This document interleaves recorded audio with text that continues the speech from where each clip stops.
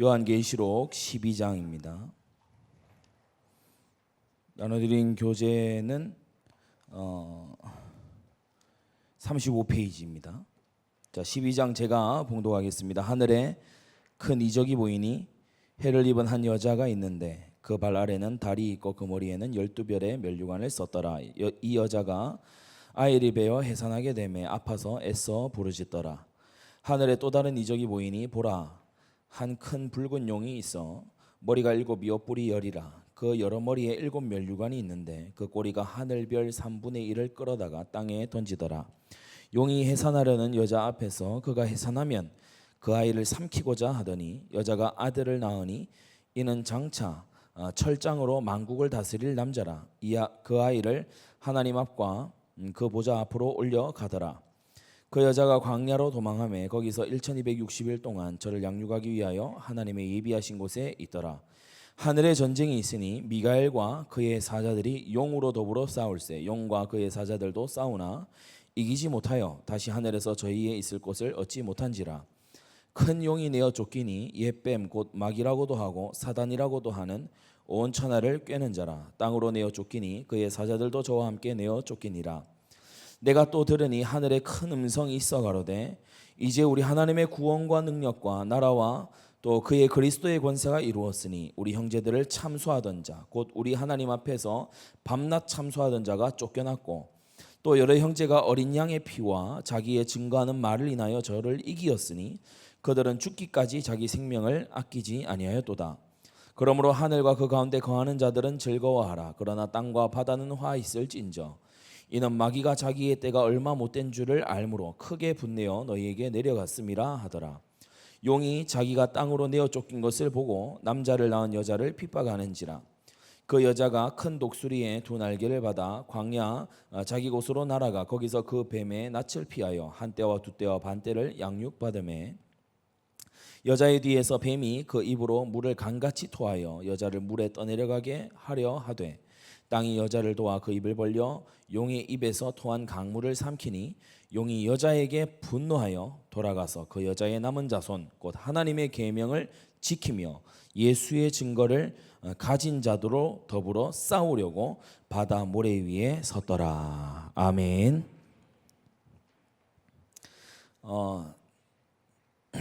우리 1장에서 이제 11장까지 지난 우리 3번의 강의를 통해서 우리가 말씀을 함께 받았습니다. 계시록의 전체 구조 1강에서 우리가 함께 좀 봤었고 또 2강에서 우리가 아시아의 소아시아의 7교회 모든 교회를 대표하는 그 7교회에 그리스도께서 주시는 회개하라는 중심적인 메시지와 함께 모든 메시지들 같이 봤었고요. 3강에서 이제 7인 심판과 또 7 나팔 심판, 그래서 3대 7중 심판 중에서 2가지 큰 심판을 우리가 함께 11장까지 봤고요. 그래서 1장에서 11장까지 이루어지는 바로 지상의 교회가 당하는 환난의 그 보이지 않는 영적인 배경, 하나님께서 베푸시는 마지막 때의 심판, 그것에 이제 영적인 배후, 왜 이런 환난이 일어나고 왜 교회를 향한 이런 핍박이 일어나고 2 증인을 죽이러 무저갱에서 올라온 짐승은 도대체 어떤 배후의 힘을 가졌길래 증거하는 교회인 2 증인을 죽일 수가 있었는가, 거기에 대해서 설명하는 장이 바로 12장이 되겠습니다. 12장 제4환상의 4번째 환상의 시작이죠. 대결입니다. 그리스도와 용과 짐승이 이제 뭉쳐서 그리스도와 그의 백성들을 공격하는 것을 볼 수 있습니다.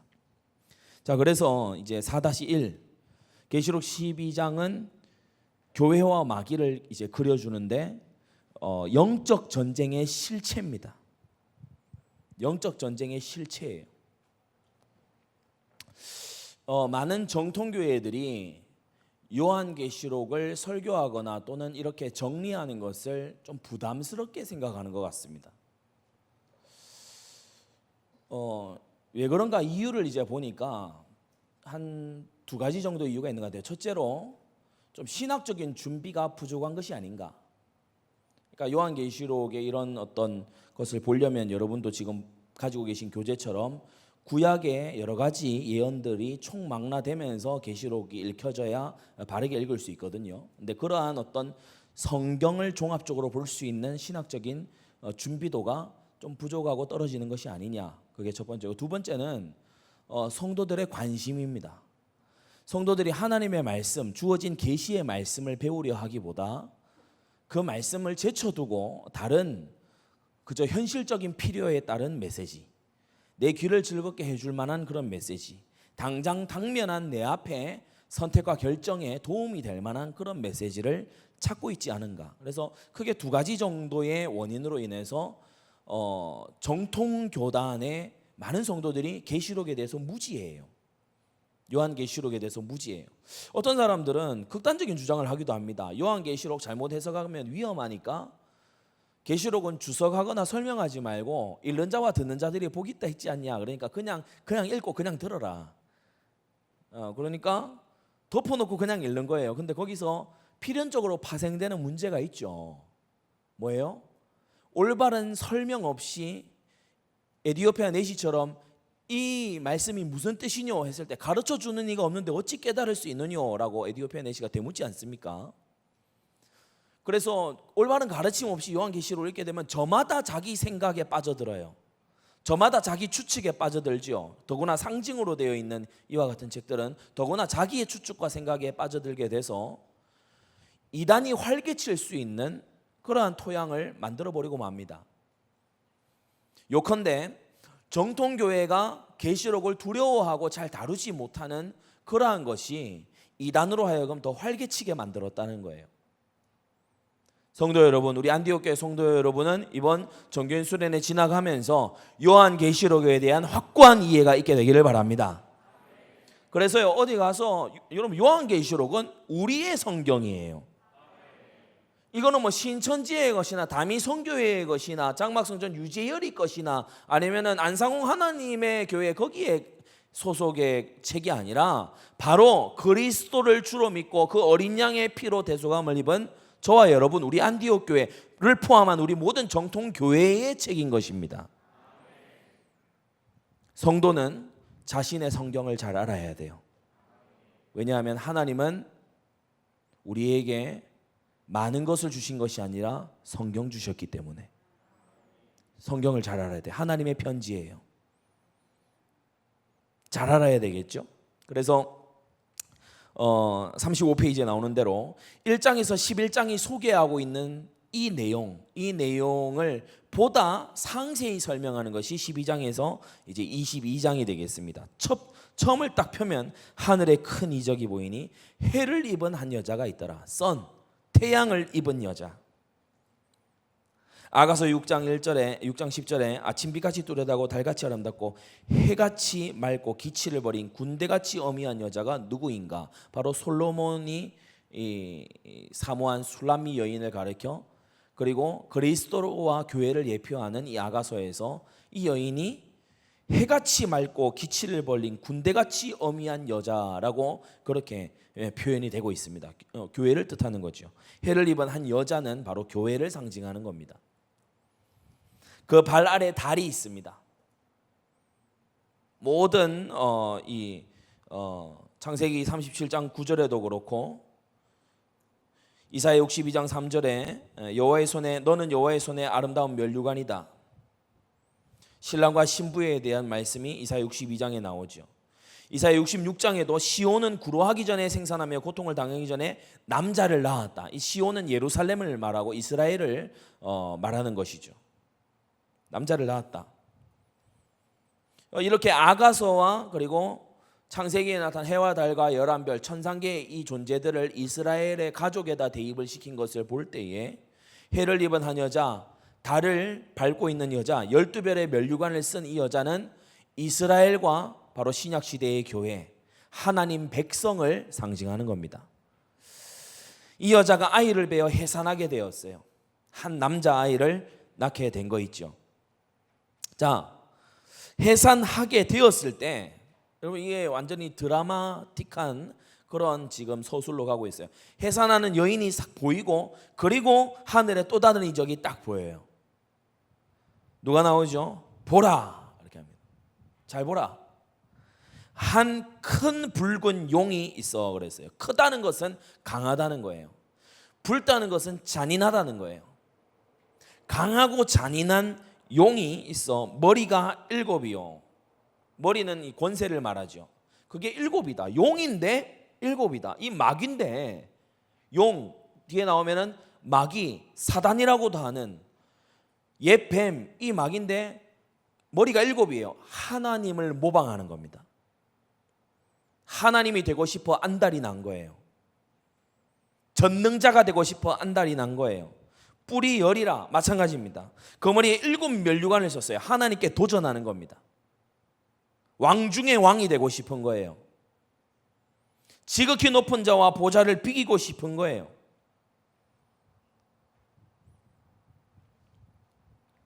그 꼬리가 하늘별 3분의 1을 끌어다가 땅에 던졌어요. 그 꼬리, 미혹이죠. 아마 이 용을 따라서, 옛뱀, 마귀라고도 하고 사단이라고 하는 이 존재를 따라서 같이 타락한 천사들은 지금 내심 후회하고 있을지도 모릅니다. 그런데 복구는 안 돼요. 복구는 안 돼요. 꼬리로 휘어가면서 하늘 별 3분의 1, 천사 3분의 1을 땅으로 던졌다. 타락을 시킨 거죠. 함께 타락을 시킨 겁니다.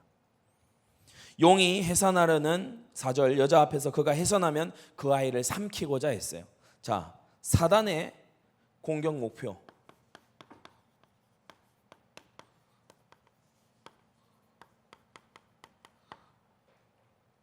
사단, 용이죠.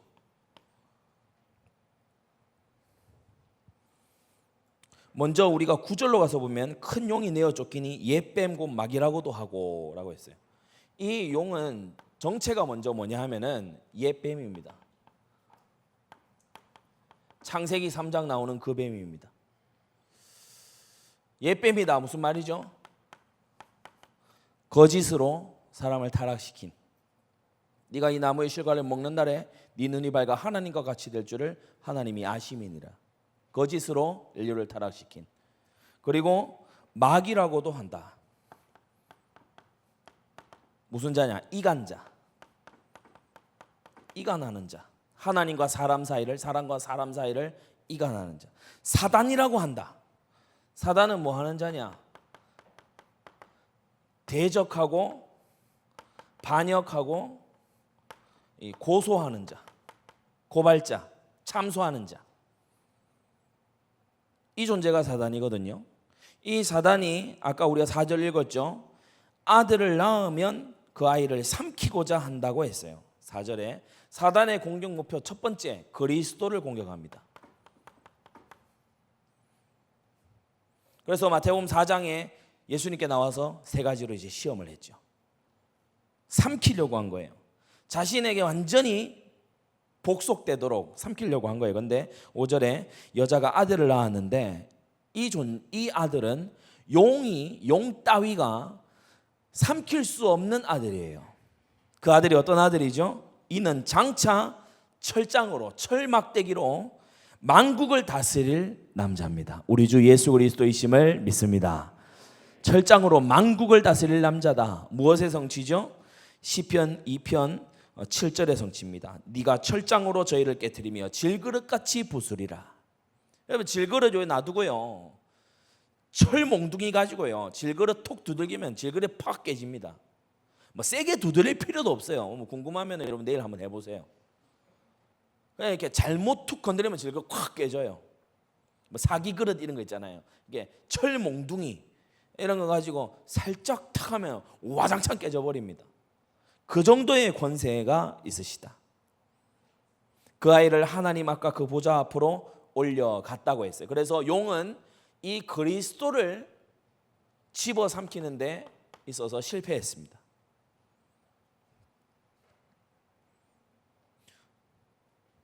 만국을 다스릴 하늘과 땅의 모든 권세를 가지시고 사망 권세를 이기신 다음에 하늘 보좌로 승천하여 올라가셨죠. 그 아이를 하늘 보좌로 올려갔죠. 그런데 6절에 그 여자가 광야로 도망하여 갔다. 왜 도망하여 갔을까? 이제 이 12장 후반부에 나옵니다. 1260일 동안, 이제 우리는 1260일 42달, 한때 두때 반때, 이게 무슨 의미인지 이제 압니다. 그죠? 예비적인 기간이다. 3년 반을 뜻하는 거죠. 예비적인 기간, 준비하는 기간이다. 저를 양육하기 위하여 하나님의 예비하신 곳에 있더라. 그렇죠? 예비하는 기간에 하나님이 예비하시는 곳에 있더라. 여기서 좀 막간을 이용해서요, 여기 옆에다 적을게요. 여러분, 광야는 하나님의 특별한 학교입니다. 광야로 갔다고 했어요. 영적 의미죠. 광야로 갔다. 광야는 첫째로 하나님과 1대1의 자리입니다. 광야는 사람이 없는 데예요. 우리식으로 말하면 서밋타임의 시간입니다. 광야는 하나님을 전적으로 의지해야 되는 그런 자리죠. 전적 의지. 광야는 하나님께서 인도하시는 것을 따라서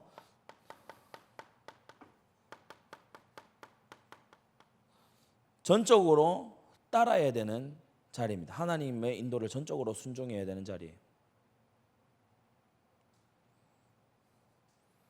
광야는 믿음이 증명되는 자리입니다. 시험을 통해서 믿음이 증명되는 자리예요. 광야는 무엇일까요?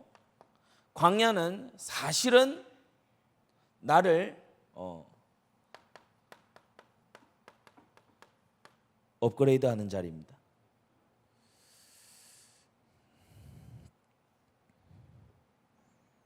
여러분, 영혼의 광야를 만났을 때 정말 정금같이 연단되어 나오시기 바랍니다.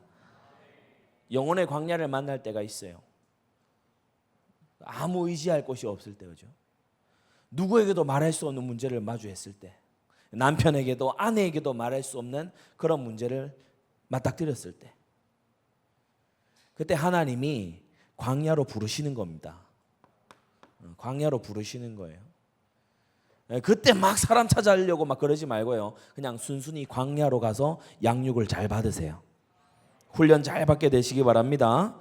자, 7절에 보니까 갑자기 여자가 광야로 도망해야겠다. 왜 도망갔는지, 뭐 때문에 도망갔는지 설명 안 합니다. 그런데 7절에 하늘에 전쟁이 있으니. 자, 이제까지 하늘에 하나님의 말씀, 천상의 보좌의 일, 막 그런 것을 다 이렇게 들었습니다. 그런데 12장 7절에 하늘에 전쟁이 있다. 하늘에 전쟁이 있어? 미가엘, 천사장 미가엘이죠. 하나님의 군대 장관 미가엘과 그의 사자들이 용으로 더불어서 싸울 때 용과 그의 사자들도 싸우게 됐어요. 근데 이기지 못하여 다시 하늘에서 저희 있을 곳을 얻지 못했죠. 여러분, 이 구절 옆에 잘 적어 놓으십시오. 마귀는 하나님께 상대도 못 된다. 마귀는 하나님, 야심은 하나님과 비길이라 그러는데 능력이 딸려요. 우리가 야심이 넘치는데 능력이 딸리는 걸 전문용어로 찐따라고 합니다. 모자라요. 우리가 너무 마귀를요 과대평가하는 것도 마귀 기본적으로 일시키는 겁니다. 마귀는 하나님 다음으로 강한 아니에요. 미가엘한테 밀리잖아. 천사장 미가엘한테 이겨요? 아니면 마귀가 져요? 집니다. 성경을 구체적으로 안 읽고 그렇게 하면 마귀를 막 부각시켜야 막 이렇게 뭔가 큰 대적이 설정이 아니에요. 그렇게 의도적으로 그렇게 하면 안 돼. 성경에 나오는 대로 이 마귀는 미가엘한테도 깨져요. 하물며 미가엘보다 뛰어나신 더 큰 힘의 천사로 표현되어 있는, 무지개가 둘려 있고 이 한 날성검이 그 입에서 나오시는 그리스도가 등판하시면 그냥 그 마귀는 깨갱하고 끝나는 거예요. 크게 아멘 하세요. 그리스도가 손을 드시는 순간 마귀는요 완전 겁먹은 강아지 새끼 마냥요 완전 질질거리고 막 밀려가게 돼 있어요.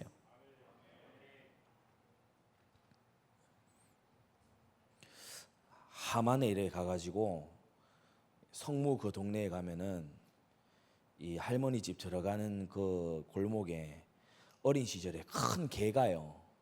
시골에 가서 보면은 왜 이 대문이 아래가 막 공간이 넓잖아요. 막 개가 거기로 막 대가리 거의 다 내밀고 막 이러거든요. 막 그 골목을 지나가는 게 제가 어릴 때 얼마나 무서운지 몰라요. 조마조마해요. 이 개가 가만히 있다가요. 가만히 있다가 멀리서 하다가 와! 이럽니다. 좀 졸던 분들 깜짝 놀랐을 거예요.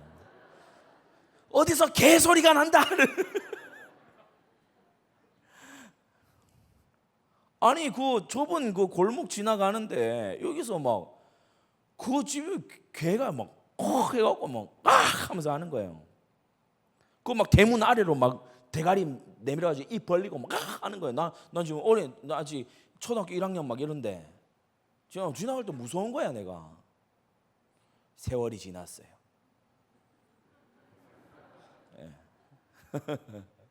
20살 넘었어요. 딱 지나가는데 아내나 다를까 그 개가 아직 죽지도 안 하고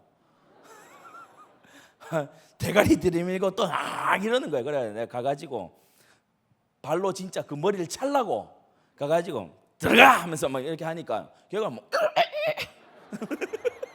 개소리 잘 냅니까? 마귀는 그런 놈이에요. 마귀를 대적하라 그리하면 너희를 피하리라.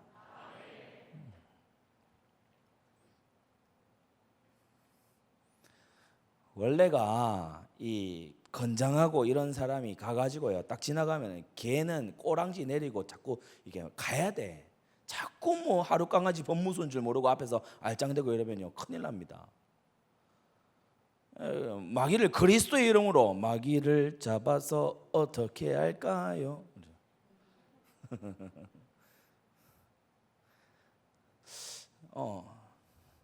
미가엘한테도 상대가 안 돼요. 제가 얼마 전에 기사 하나를 읽었는데 이제 앞선 강의에서 진도 많이 나가서 이제 여유가 넘친다. 시조 수고했어요. 시조가 아주 C급했어. 네.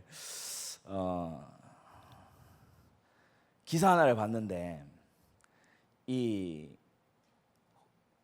사자인지 호랑인지 뭐 지금 정확하지 않습니다. 근데 염소하고 같이 이렇게 우리에서 키운 거예요.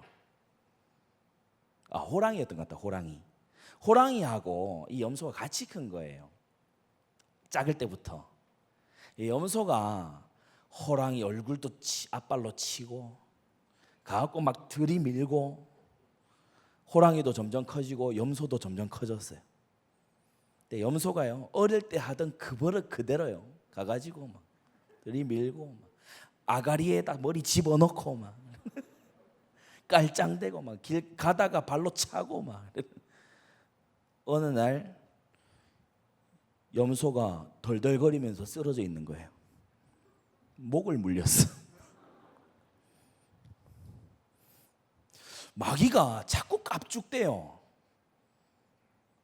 이거는 지 존재 자체가 흑암이라서 깝죽댑니다. 천사장 미가엘한테도 못 이겨요. 여러분 마귀를 대적하라 그리하면 너희를 피하리라. 그리스도 예수의 이름으로 모든 마귀와 흑암의 세력은 떠나갈지어다. 여러분 정말 권세 사용하게 되시기를 바랍니다.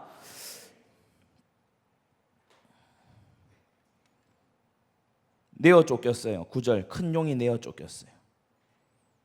온 천하를 깨는 자라. 천상이 아니고 천하를 깨는 자라.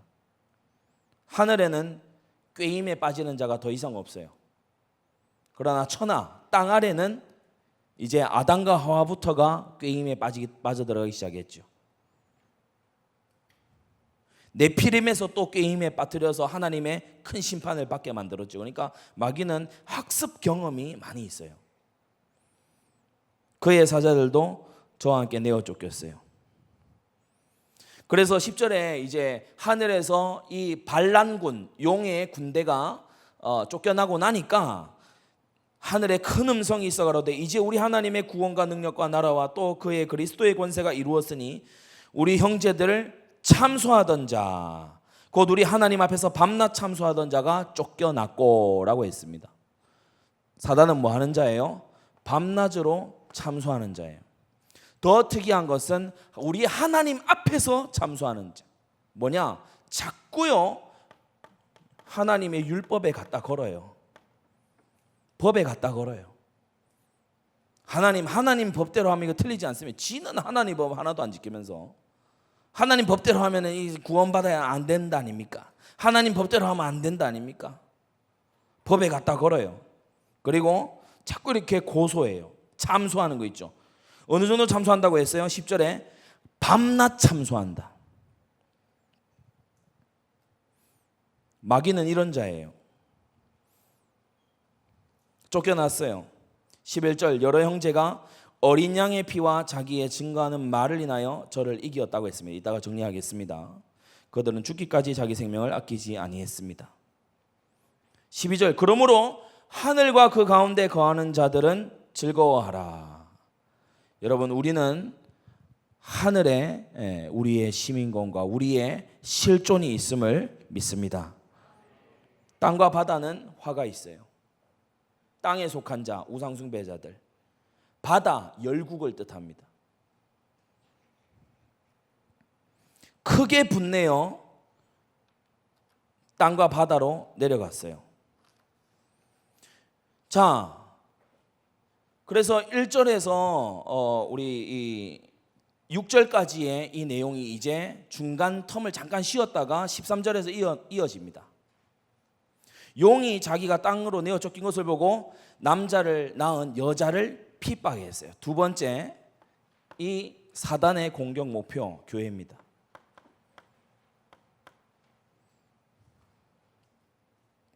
미가엘한테도 지고요. 분풀이를 이제 교회에다 하는 거예요. 남자를 낳은 여자를 그리스도를 붙잡은 그리스도와 연합되어 있는 교회를 핍박했어요. 14절 그 여자가 큰 독수리의 두 날개를 받아 광야 자기 곳으로 날아가 거기서 그 뱀의 낯을 피하여 한 때와 두 때와 반 때, 아까 전에 1260일 그거가 똑같은 겁니다. 자, 독수리 날개로, 이건 출애굽기 19장 4절에 나오는 말씀이죠. 독수리 날개로 하나님의 전적인 인도, 초월적인 인도를 말씀하는 겁니다.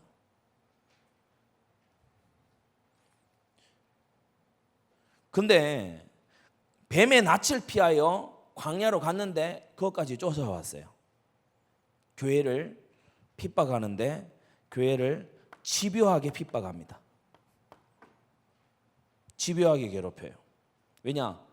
그리스도를 이길 권능이 없고 천사장 미가엘도 못 이기겠는데 교회는 몇 번 건드려 보니까 만만하거든. 교회는 마치 여자처럼 연약해 보이거든. 그러니까 자꾸요 괴롭혀요. 핍박해요. 15절 여자에 대해서 뱀이 그 입으로 물을 강같이 토하여 여자를 물에 떠내려가게 하려고 해요. 세상의 세파로, 세상의 이 흐름으로 교회를 공격하는 거 있죠. 근데 16절에 땅이 여자를 도와, 초자연적인 도움입니다. 그 입을 벌려 용의 입에서 토한 강물을 땅이 대신 삼켰어요. 용이 여자에게 분노하여 돌아가서 그 여자의 남은 자손, 남은 자, 이 신실한 성도죠. 남은 자입니다.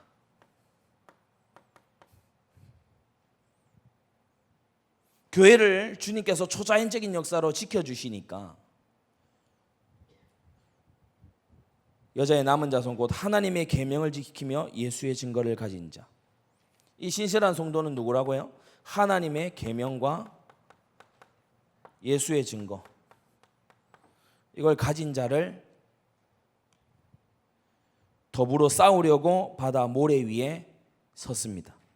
대전을 벌이려고 그야말로 배수진을 친 거예요. 그리스도는 도전해 보니까 못 이겨요. 부활 승천하셨어요. 교회는 집요하게 막 이렇게 공격을 하는데 하나님이 지키시는 거 있죠. 그래서 교회를 어떻게 하면 깨트릴까 연구를 했어요. 사단이 신실한 성도를 공격해야 되겠다. 교회의 신실한 자들, 계명에 순종하고 예수 그리스도의 증거에 따라 살아가려고 하는 자들, 이 자들을 무너뜨려야 교회를 잡을 수가 있는 것이구나. 교회를 무너뜨릴 수 있는 것이구나. 마귀가 이제 결전을 준비하는 게 12장 마지막 절 17절입니다. 자, 상징들의 의미. 그러니까 마귀의 주 공격 목표가 어디겠어요? 신실한 성도예요. 우리가 여기서 한 가지 깨달을 점은요, 안 신실한 성도는 마귀도 안 건드립니다. 마귀도 열외예요, 열외. 안 건드려도요, 지발 지각으로 넘어지고요, 지눈 지가 찌르고요, 막 라오디게아 교회 성도들처럼 나 부요해 하면서 막 다 벗고 있고요, 하면서 아무것도 못 보고요. 그런 성도들은 거의 마귀도 안 건드려요. 근데 신실한 성도, 정말 교회에 아주 이렇게 중요한 역할을 감당하는 신실한 성도를, 중요한 멤버들을 마귀가 공격 목표로 삼았다는 겁니다. 우린 여기서 영적인 긴장감을 딱 가져야 될 줄 믿습니다. 상징들의 의미예요. 아까 전에 다 설명한 대로 큰 붉은 용, 옛뱀 마귀, 하늘에 별 3분의 1이 추락했다. 마귀의 졸개들의 동반 타락, 여자가 낳은 아들, 곧 철장으로 만국을 다스릴 남자 예수 그리스도다. 그리고 광야로 도망가서 양육을 받았다. 하나님만 전적으로 의지할 수밖에 없도록 이스라엘도 광야로 몰아서 주님이 양육하셨고, 엘리야도 광야로 가게 하셔서 주님께서 7천 제자의 이 비전을 주셨죠. 1260일 아까 다 설명을 했습니다. 용의 정체, 아까 이 세 단어들로, 세 표현들로 설명을 했어요. 추가적으로 보자면 하늘에서 내어 쫓긴 자예요. 분노가 보통이 아니겠죠. 본래의 목적을 달성하지 못한 자예요. 하나님의 보좌를 찬탈하려고 했는데 그걸 성취하지 못한 자예요. 자기 동기가 만족이 안 된 자예요. 그래서 여러분 잘 알아야 됩니다. 그런 비슷한 마음을 가진 자를 마귀가 찾아요. 그런 비슷한 마음을 가진 자를 찾아요. 여러분, 하나님이 허락하지 않은 것을 탐내지 마세요. 내 이웃의 소유를 탐내지 말라. 탐내지 마세요. 원한을 품고 있지 마세요. 원한 혹시 저 속에라도 있는 사람 오늘 전부 다 내려놓고 가시기 바랍니다. 마귀 역사하는 통로가 돼요. 마귀는 귀신같이 자기와 비슷한, 그야말로 귀신같이 냄새 맡습니다. 별 3분의 1을 땅으로 던진 대단한 미혹자입니다. 이 천사들이 한 번에 미혹이 다 된 거 있죠. 야, 우리가 일어나서 도전하면 여호와 하나님 몰아내고 우리가 저 자리 차지할 수 있어. 이걸요 믿음으로 갖다 심은 거예요. 그러니까 천사들이 다 우르르 다 일어난 거죠. 옛 뱀이라고 했어요.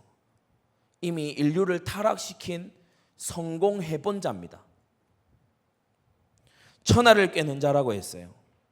대단한 거짓말, 이 시대의 최고의 거짓말, 하나님이 없다. 이 시대 최고의 거짓말, 우연이다. 이 시대 최고의 거짓말, 세상은 안 망해. 세상은 안 끝나. 최고의 거짓말, 그 거짓말, 큰 거짓말들로 온 천하를 속여먹고 있는 자, 그리고 특히 형제들을 밤낮으로 참소하는 자, 고발하고 정죄하고 하나님 앞에 일러 바치고 그런 자예요. 그리고 여섯 번째, 교회를 핍박하고 증오하는 자. 우리는 마귀의 정체를 알고 대적해야 됩니다. 주님께서 마태복음 16장에 보면은 이 그리스도 고백을 한, 주는 그리스도시요 살아계신 하나님의 아들이시니이다 고백한 베드로에게 축복 다 하신 다음에 베드로가 주여 그리마옵소서, 내가 십자가에 죽고 사흘 만에 살아나리라. 그러니까 주여 그리마옵소서, 이 일이 결코 주에게 미치지 못하리이다. 그러니까 주님이 뭐라 하셨죠? 뭐라 하셨어요? 사단아 내 뒤로 물러가라. 방금 전까지 축복한 제자를요, 사단아 내 뒤로 물러가라. 왜냐하면 그 말이 사탄의 음성이에요. 그 말이 사탄이 할 법한 말이고 사탄에게 충동된 말이에요. 예수님 뭐라고 설명하시죠? 네가 하나님의 일을 생각지 아니하고 사람의 일만 생각하는도다. 마귀는 그렇게 만들어요. 마귀는 가장 신실한, 방금 엄청난 신앙 고백을 한 그 사람을 딱 잡아뜨릴 준비를 하고 있습니다. 여러분, 예언 아닌 예언을 하나 할까요? 정교인 수련회의 은혜 많이 받고 오늘 이 자리에서 말씀 받고 찬송하고 기도하고 딱 돌아가잖아요. 여러분 앞에 시험거리가 준비되어 있습니다. 특별히 은혜 많이 받은 사람들, 여러분 앞에 시험거리와 유혹거리가 딱 준비되어 있습니다. 이거 미리 얘기해가지고요, 이놈이 또 이제 눈치 까았어요. 우리는 그리스도의 이름으로 이깁니다. 예수 그리스도의 이름으로 우리는 24시 이길 것이다. 맞습니까?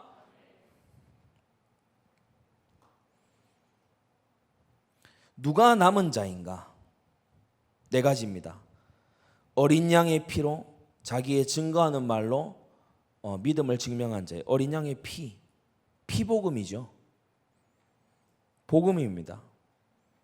여러분, 어린 양의 피, 이 마귀는 죄를 가지고 자꾸 밤낮으로 참소하는 자예요. 죄 문제는 어떻게 해결됩니까? 어린 양의 보혈로만 해결됩니다. 어린 양의 피를 붙잡고 죄를 숨김없이 회개하고 계속 씻어내는 사람, 그 옷을 어린 양의 피로 깨끗이 빨아 계속 씻는 사람은 마귀가 틈탈 겨를이 없어요. 깨끗한 옷에 세균이 증식할 수 없듯이 그리스도인의 경건에 마귀를 퇴치하는 근본적인 방법이 있습니다. 여러분, 그리스도인의 경건은 마귀를 퇴치하는 근본적인 방책입니다. 자기의 증거하는 말, 곧 전도지요. 누가 남은 자입니까? 복음 붙잡고 복음 안에서 전도하는 자가 남은 자예요. 그 여자의 남은 자손. 이 사람들은 또 17절에 나와 있듯이 하나님의 계명을 지키며 순종입니다. 여러분, 하나님 계명 순종하시기 바랍니다. 말씀을 배우는 이유는 뭐예요? 내가 주께 범죄치 아니하려 하여 주의 말씀을 내 마음에 두었나이다.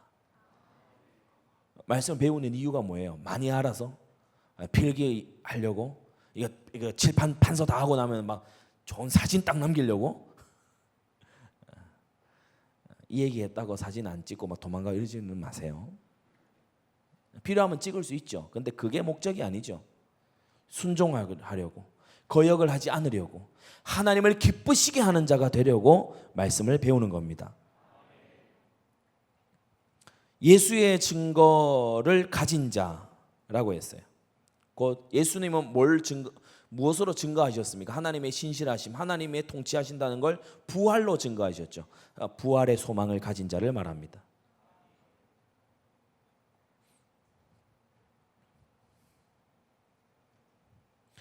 자, 13장 1절부터 제가 읽습니다. 내가 보니 바다에서 한 짐승이 나오는데 뿔이 10이요 머리가 7이라. 그 뿔에는 10면류관이 있고 그 머리들에는 참남된 이름들이 있더라. 내가 본 짐승은 표범과 비슷하고 그 발은 곰의 발 같고 그 입은 사자의 입 같은데 용이 자기의 능력과 보좌와 큰 권세를 그에게 주었더라. 그의 머리 하나가 상하여 죽게 된 것 같더니 그 죽게 되었던 상처가 나음에 온 땅이 이상히 여겨 짐승을 따르고 용이 짐승에게 권세를 주므로 용에게 경배하며 짐승에게 경배하여 가로되 누가 이 짐승과 같으뇨 누가 능히 이로 더불어 싸우리요 하더라. 또 짐승이 큰 말과 참남된 말 하는 입을 받고 또 42달 일할 권세를 받으니라. 짐승이 입을 벌려 하나님을 향하여 회방하되 그의 이름과 그의 장막 곧 하늘에 거하는 자들을 회방하더라. 또 권세를 받아 성도들과 싸워 이기게 되고 각 족속과 백성과 방언과 나라를 다스리는 권세를 받으니 죽임을 당한 어린 양의 생명책에 창세 이후로 농명되지 못하고 이 땅에 사는 자들은 다 짐승에게 경배하리라. 누구든지 귀가 있거든 들을지어다. 사로잡는 자는 사로잡힐 것이요 칼로 죽이는 자는 자기도 마땅히 칼에 죽으리니 성도들의 인내와 믿음이 여기 있느니라. 내가 보매 또 다른 짐승이 땅에서 올라오니 새끼 양같이 두 뿔이 있고 용처럼 말하더라. 저가 먼저 나온 짐승의 모든 권세를 그 앞에서 행하고 땅과 땅에 거하는 자들로 처음 짐승에게 경배하게 하니 곧 죽게 되었던 상처가 나은 자니라. 큰 이적을 행하되 심지어 사람들 앞에서 불이 하늘로부터 땅에 내려오게 하고 짐승 앞에서 받은 바 이적을 행함으로 땅에 거하는 자들을 미혹하며 땅에 거하는 자들에게 이르기를 칼에 상하였다가 살아난 짐승을 위하여 우상을 만들라 하더라. 저가 권세를 받아 그 짐승의 우상에게 생기를 주어 그 짐승의 우상으로 말하게 하고 또 짐승의 우상에게 경배하지 아니하는 자는 몇이든지 다 죽이게 하더라. 저가 모든 자 곧 작은 자나 큰 자나 부자나 빈궁한 자나 자유한 자나 종들로 그 오른손에나 이마에 표를 받게 하고 누구든지 이 표를 가진 자 외에는 매매를 못하게 하니 이 표는 곧 짐승의 이름이나 그 이름의 수라. 지혜가 여기 있으니 총명 있는 자는 그 짐승의 수를 세어보라. 그 수는 사람의 수니 666이니라. 아멘. 자, 12장 17절에 바다 모래 위에 배수신을 친 이 용이요, 이제 이 용의 뒤편으로 바다에서 한 짐승이 올라옵니다. 용이 불러낸 짐승이죠. 바다에서 한 짐승이 올라오는데 다니엘서 7장에 보니까 짐승은 왕이라고 했어요. 짐승은 이 통치 권력자를 말합니다. 정치 권력자를 말하는 거죠. 뿔이 열이라고 했죠. 우리가 다니엘서 7장 20절에도 보면 그것의 머리에는 10뿔이 있고, 그러니까 다니엘서 7장에 말한 이 넷째 짐승, 다른 앞선 세 짐승과 굉장히 다른 19절에 그것은 모든 짐승과 달라서 심히 무섭고 그이는 철이요 그 발톱은 노시며 먹고 부서뜨리고 나머지는 발로 밟는 굉장히 포악한 그 넷째 짐승이 바로 계시록 13장에 나오는 이 바다 짐승의 모습과 똑같습니다. 그 뿔에는 열 면류관이 있고 그 머리들에는 참람된, 다시 말해 신성모독적인 이름이 있어요. 하나님을 비방하고 하나님을 폄하하는 참람된 이름들이 있죠.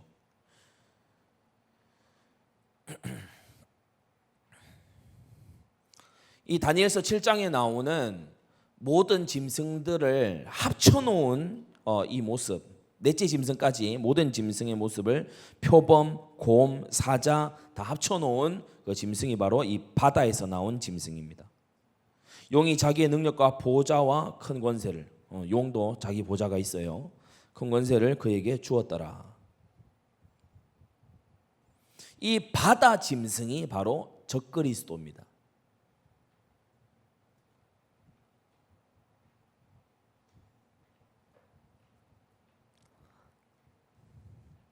(3절에) 그 머리 하나가 상하여 죽게 된 것 같더니 그 죽게 되었던 상처가 나아요. 부활을 모방하는 겁니다.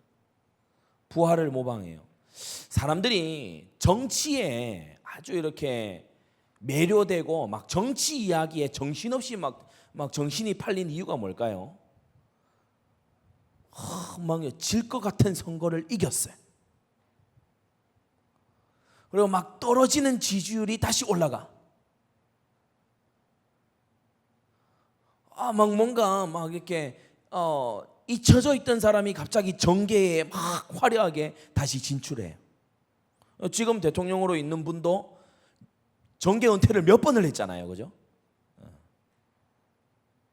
저는 정치하고 안 맞습니다 하면서 정계 은퇴를 계속했잖아요. 근데 지금 대통령 하잖아요. 그러니까 뭔가 이 당시에 로마 황제에 이제 내려오는 그 당시에 퍼져 있던 이 소문이 뭐냐면 바로 AD 68년 옆에 37페이지입니다. 네로가 자살했는데 이후에 로마에 퍼진 소문이 네로가 자살한 게 아니고 저 동쪽 나라 파르티아로 가서 큰 대군을 이끌고 다시 로마로 돌아온다. 이런 소문이 막 퍼지는 거예요. 그러면서 혼란이 이제 수습돼서 도미티안 황제 때가 되니까 이제 황제는 신이다 이런 식으로 이제 도미티안 황제 때부터 주장을 하게 되죠. 죽지 않는다 막 이런 식으로 주장을 하게 되는 거예요. 정치 권력자들이 이 정사와 권세에 도취되게 되면은 스스로 그리스도인 것처럼 구원자인 것처럼 스스로를 높이기 시작합니다. 우리는 말세를 살아가면서 대통령이 누구든지에 상관없이 우리의 왕은 예수님이시다.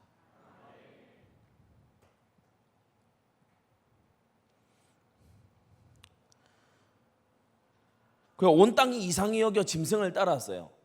죽게 되었는데 사는 거 있죠. 막 사람들이 막 정치를 재미있어 해요. 막 누가 막 대권을 잡겠냐. 대권.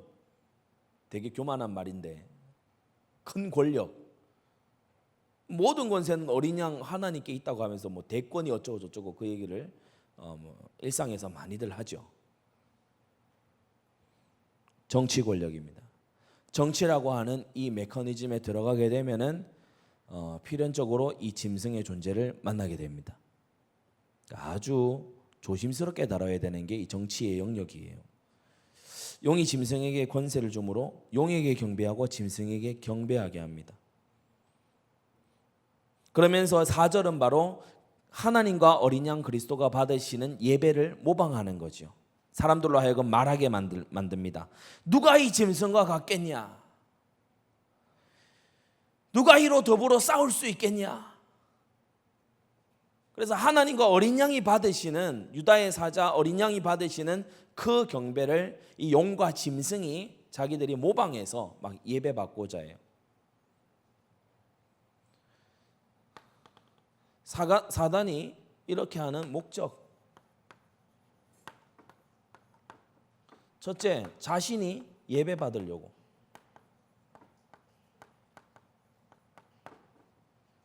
예배받으려고 하는 거예요. 그래서 우리는 갈수록 순결한 예배자가 되어야 됩니다. 오직 삼일체 하나님만 예배하는 자가 되어야 돼요.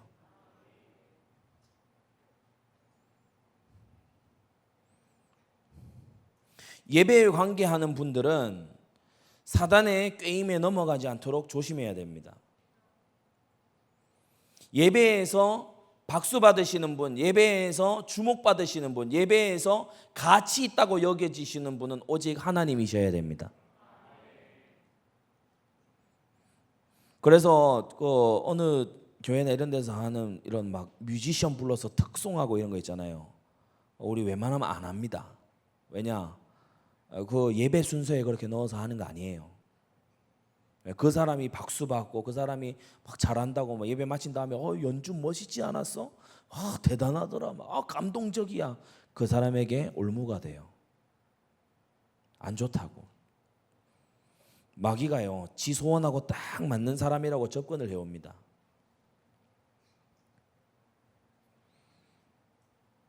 그러면서 이 짐승이 이제 5절에 큰 말과 참람된 말하는 입을 받았다고 했어요. 이렇게 하는 목적은요, 하나님의 영광을 실추시키려고. 특히 이 신성모독적인 아주 이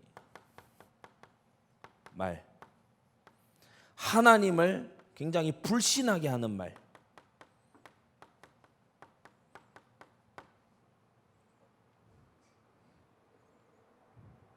하나님을 불신하고 교회를 불신하게 하는 말, 그리고 더러운 말,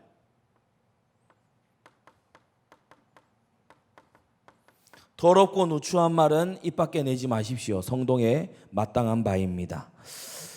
여러분, 입술 앞에 파수꾼이 있게 되기를 바랍니다. 그래서 불신앙 말 특히 함부로 막 하면요, 이 마귀하고 짐승하고 아주 이렇게 잘 통해 버립니다. 하나님 인정 안 하는 말 있잖아요. 하나님께서 세우시고 부르셨는데 막 이상하다라고 폄하한다든지, 자기 수준에 안 맞는다고 막 불평을 내쏟는다든지, 그건요, 이 참람된 말입니다. 신성모독적인 말이에요. 42달 잠시 동안 일할 권세를 받았어요. 6절, 짐승이 입을 벌려 하나님을 향하여 회방, 하나님을 비방했어요. 그의 이름과 그의 장막 곧 하늘에 거하는 자들을 해방했어요. 교회도 욕하는 거예요. 하늘에 속한 자, 장막에 거하는 자, 바로 교회를 말합니다. 성도들을 말합니다. 성도들을 또 회방은 이 옛날 성경에 조금 이렇게 어려운 말로 보여줄 수 있는데 비방하는 걸 말합니다. 비방하는 거. 권세를 받아 성도들과 싸워 이기게 되고 그랬어요. 21절 다니엘서 7장의 21절 거기 보면은 이 뿔이 성도들로 더불어 싸워 이기었더니라고 했어요. 근데 다니엘서에서는 바로 뒤에 결론이 다 나와버리죠. 옛적부터 항상 계신 자가 와서 지극히 높으신 자의 성도를 위하여 신원하셨고 짐승이 이겼는데 주님께서 되갚아 주셨고 짐승을 처단하심으로 되갚아 주셨고 성도가 나라를 얻었더라. 다니엘서에서는요 이 결론이 삽시간에 다 그냥 끝나버립니다. 근데 계시록은 이게 이제 자세하게 어떻게 이루어지는지 이제 설명을 하는 거죠.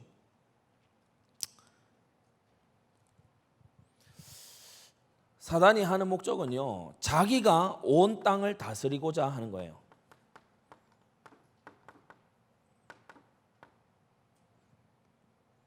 능력이 안 되면서요 자꾸 나서요. 온 땅을 통치하려고 성도들과 싸우죠. 왜냐? 성도들에게 땅을 다스릴 권세를 하나님 주셨는데 성도를 제거해야, 성도들을 물리쳐야 자기가 땅을 먹을 거 아니에요. 아담과 하와에게 땅을 정복하라. 아담과 하와를 쳐내야 자기가 땅을 먹을 거 아니에요. 마찬가지로 그래서 성도들을 공격하는 그 목적 뭐냐? 자기가 땅을 차지하려고. 하늘은 차지 못했는데 기왕에 이렇게 된 거 땅이라도 차지하려고 날뛰는 거죠. 죽임을 당한 어린 양의 생명책의 8절 농명되지 못한 자, 이 땅에 사는 자들은 생명책에 기록되지 그 이름이 기록되지 아니한 자는 다 짐승에게 경배하리라.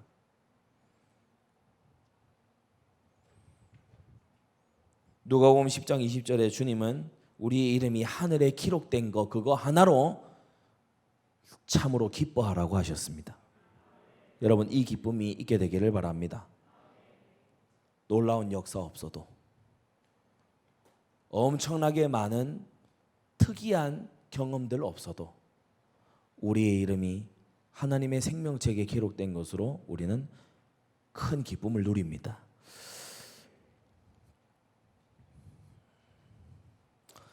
이 짐승이 용에게 권세를 위임받은 이 짐승이 이제 이 목적을 이루기 위해서 온 땅을 통치하기 위해서 활용하는 것이 바로 첫째로 종교예요. 그게 바로 11절 또 다른 짐승이 땅에서 올라오죠. 이 땅에서 올라오는 짐승이 거짓 선지자입니다. 바다에서 나오는 짐승은 적그리스도,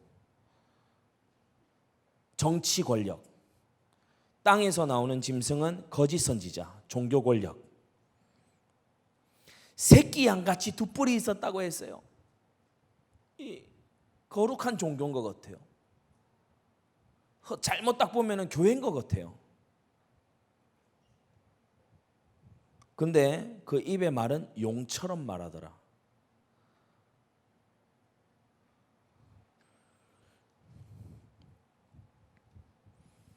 말은 참남된 거 있죠. 말은 하나님을 대적해요.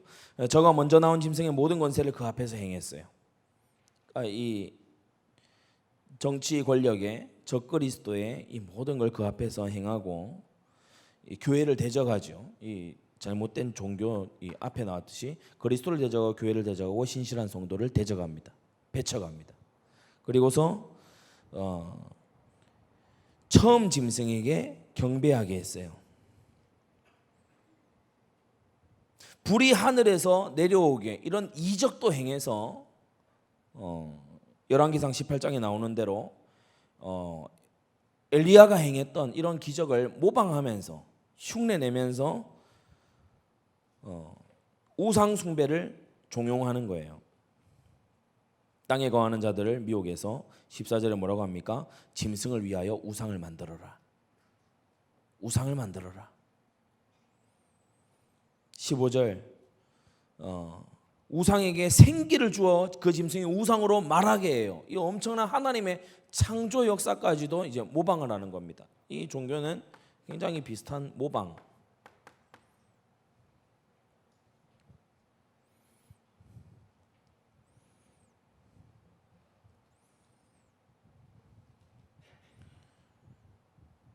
(15절) 말미에 나오는 우상에게 경배하지 아니하는 자는 몇이든지 다 죽이게 하더라. 잔인한 이 종교임을 말하는 거예요. 이슬람 굉장히 잔인하죠. 사실 천주교가 이 개혁자들을 비롯해서 많은 사람들을 죽인 것은 공산주의자들보다 훨씬 많습니다. 엄청나게 잔인합니다.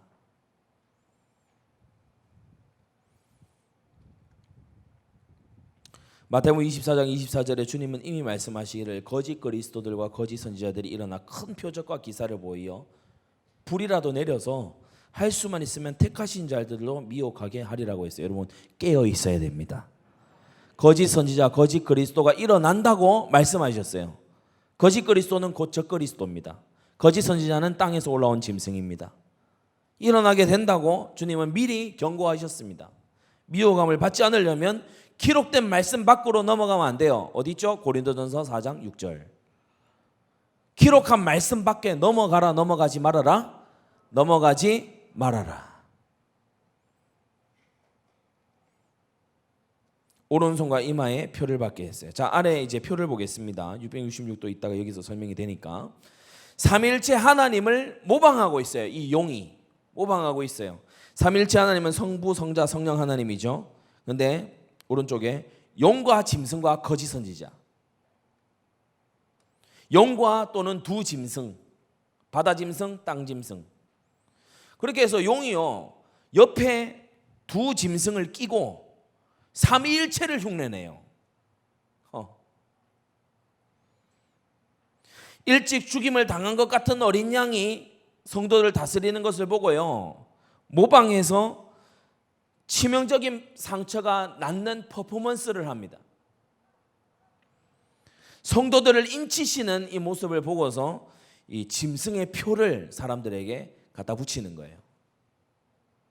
흰 옷을 입은 신부가 사랑함을 덧입는 것을 보고서 자줏빛과 붉은빛 옷을 입은 음녀를 이제 등장을 시킵니다. 이게 이제 나중에 나오게 되는 이제 두 번째 음녀죠. 음녀는 바로 세상의 타락입니다.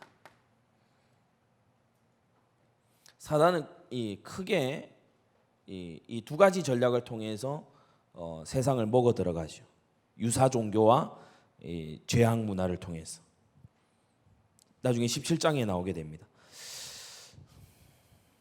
죽게 되었던 상처가 나은 거, 이것을 이제 아까 설명을 한 대로고요. 그리고 오른손과 이마의 표, 이건 뭐냐? 거기 밑줄을 그어놨죠. 마음의 헌신과 행동에 대한 영적인 통제를 말해요. 여러분 절대 육신적인 통제가 아닙니다. 이건 영적인 통제를 말하는 거예요.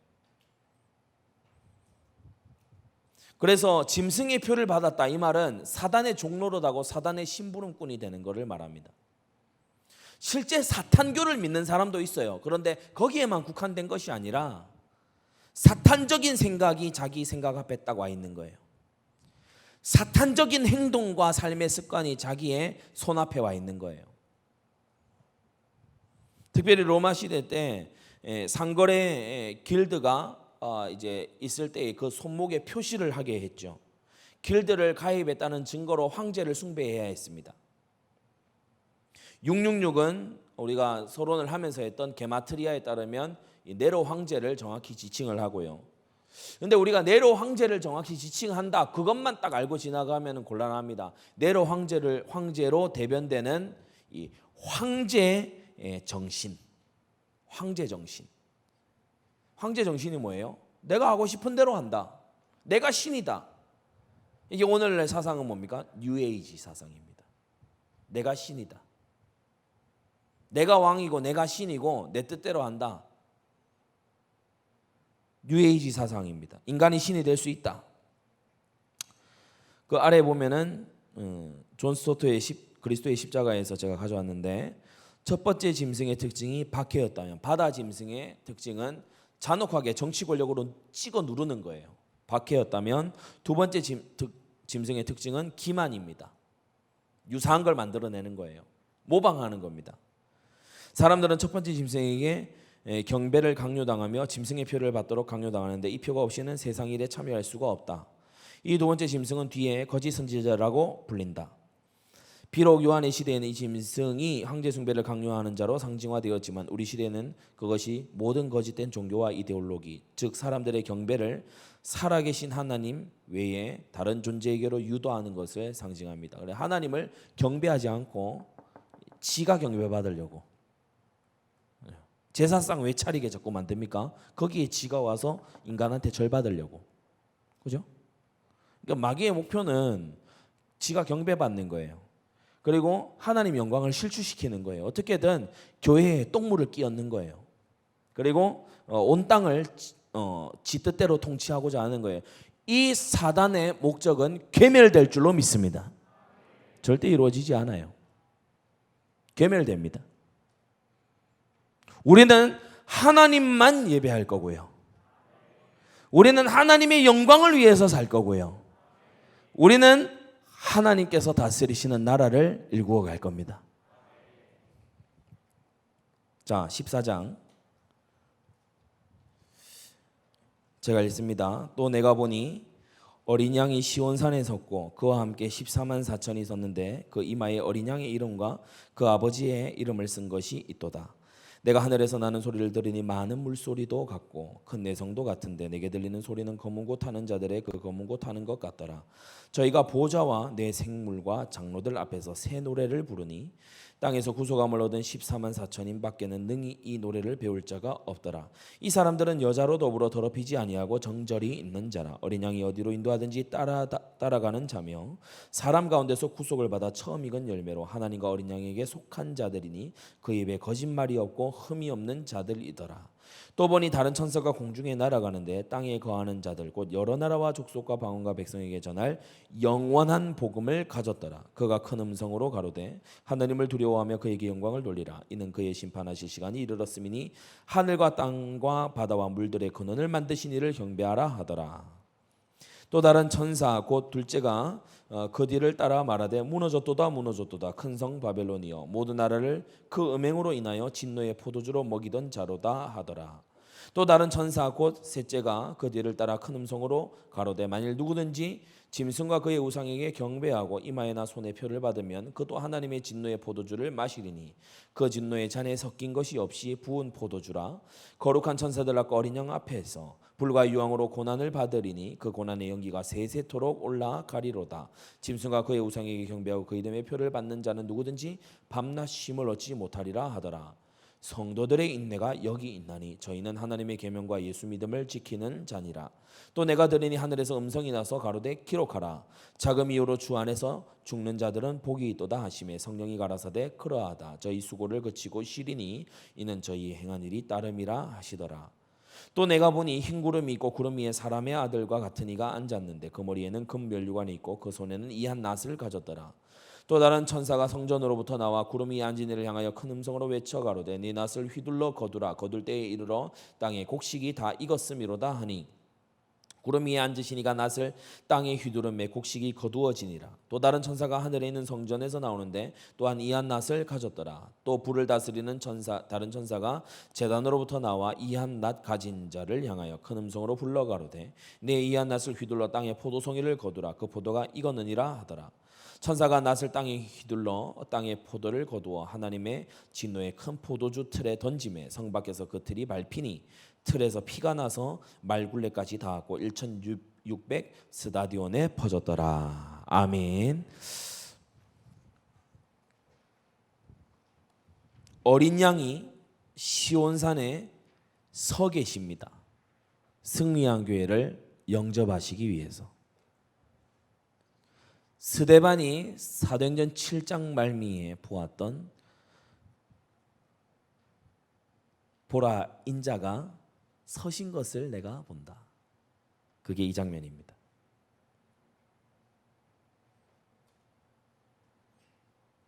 보좌에 앉아 계신 게 아니고 시온산에 서 계세요. 히브리서 12장 22절에는 너희가 이룬 것은 시온산과 살아계신 하나님의 도성인 하늘의 예루살렘과, 여러분 믿는 신자는 지금 하늘의 예루살렘에 이르렀습니다. 지금 우리는 하늘에 속한, 앞선 장에도 나왔죠, 하늘의 장막에 거하는 성도들이에요. 지금 우리가 땅을 디디고 있는데 하나님과 함께 하늘에 거하고 있는 성도들이에요.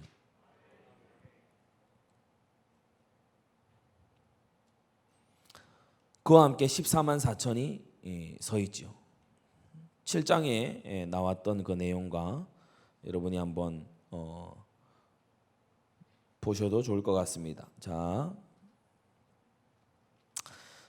그 이마에 짐승의 표를 받는 사람들, 그러니까 다시 말해서 이 황제 정신을 갖다 새긴 사람, 짐승에게 경배하는, 세상 권력에 도취되어 있는, 하나님을 대적하는 참남한 말이 기록되는 짐승의 그 표를 받는 사람이 아니고 어린 양의 이름과 그 아버지의 이름을 쓴 것이 그 이마에, 그 머리 앞에 있었다. 내가 하늘에서 나는 소리를 들으니 많은 물소리 같고 죽죽했는데 검은 꽃 타는 것 같더라. 그래서 새 노래를 불렀다라고 했죠. 구원받은 자의 특징,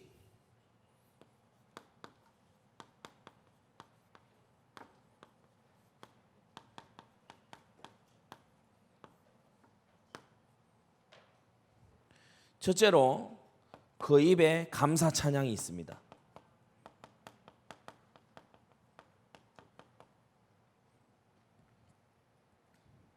검은 고를 타면서 보좌와 내 생물과 장로들 앞에서 24만 4천 명, 땅에서 구속함을 얻은 신구약 모든 성도들이 하나님을 찬송합니다.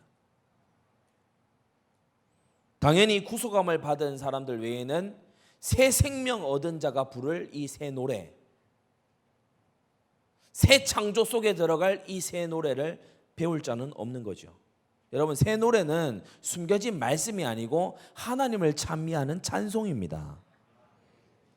이 새 노래를 새 계시 이렇게 주장을 하는 건 전혀 문맥에 맞지 않아요.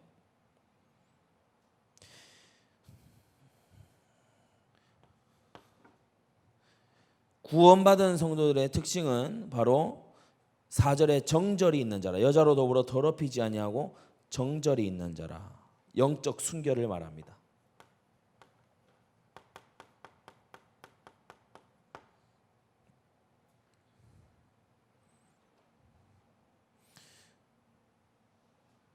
어린 양이 어디로 인도하든지 따라가는 자라고 했어요. 어린 양에게 속한 자라고 했어요.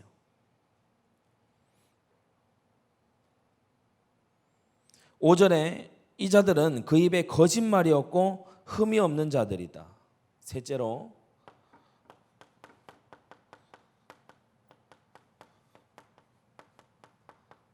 진실한 입술을 가진 자입니다. 겉없는 자의 특징, 날이 갈수록 말이 성화되어 가요. 입에서 자꾸 믿음이 고백이 돼요. 이런 말이 아니고, 신성모독과 불신앙과 더러운 말이 아니고 참된 말, 믿음의 말, 하나님을 높이는 말, 정말 하나님의 역사를 기대하게 만드는 말, 믿음을 주는 말, 그런 말을 하게 됩니다. 미혹하는 말을 하지 않아요. 막 그 사람과 대화하고 나면은 예배에 집중이 안 되고 막 설교에 은혜가 안 되고 그런 말이 아니라, 그 사람과 짧게 대화를 했는데 하나님을 향해, 교회를 향해, 설교자를 향해 마음이 열리는 그와 같은 말을 한다는 거예요. 흠이 없는 자다.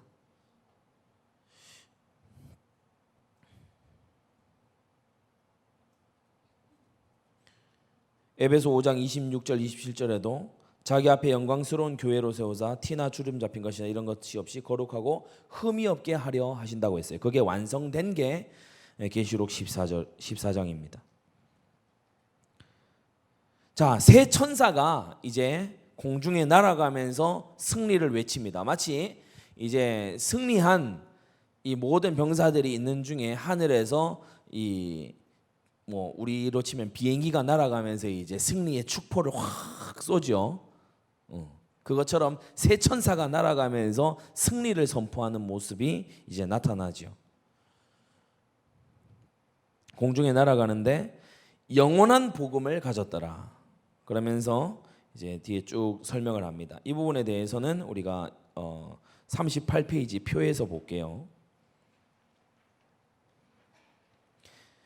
두 번째 칸부터 먼저 합시다. 새 천사의 선포. 6절에서 7절의 첫째 천사는 영원한 복음을 전했는데 이 영원한 복음의 내용이 뭐냐면 하나님을 경외하고 하나님께만 영광을 돌리고 하나님을 경배해라. 심판이 임박했다. 복음을 전하는데 영원한 복음을 가졌더라. 그런데 하는 말이 심판이 임박했다. 이게 영원한 복음이에요. 여러분, 우리는 복음의 내용에서 이 심판과 지옥을 빼놓을 때가 종종 있는 것 같습니다. 그런데 14장 여기 보면은 지옥에 대해서 많은 말씀을 하고 있고, 특히 10절, 11절 지옥에 대해서 말씀하고 있고, 하나님의 임박한 심판에 대해서 말씀하고 있어요. 여러분, 피해야 될 것에 대한 피해야 될 것에 대한 경고는 진정한 복음입니다.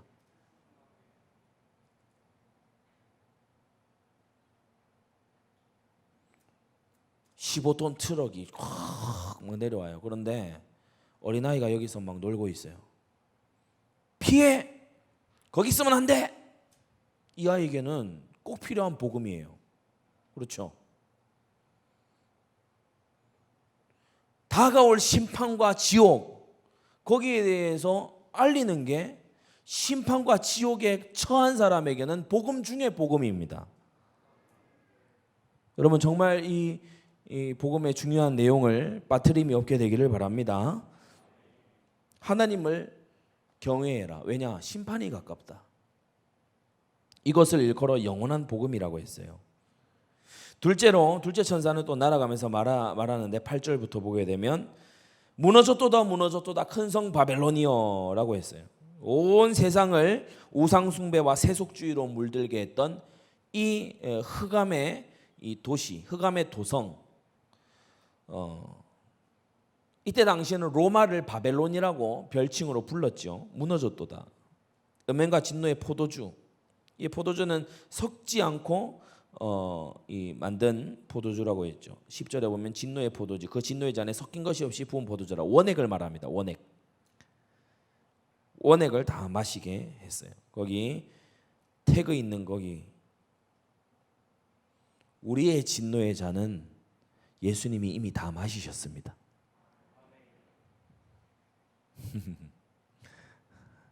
우리가 받을 진노의 잔을 그 겟세마네 동산에서 주님께서 아버지여,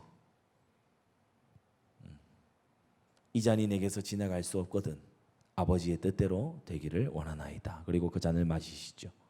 진노의 잔을, 우리가 마셔야 될 하나님의 진노의 잔을, 영원한 지옥 나락으로 떨어지게 될 그 지옥의 잔, 그것을 예수님께서 대신 마시셨어요.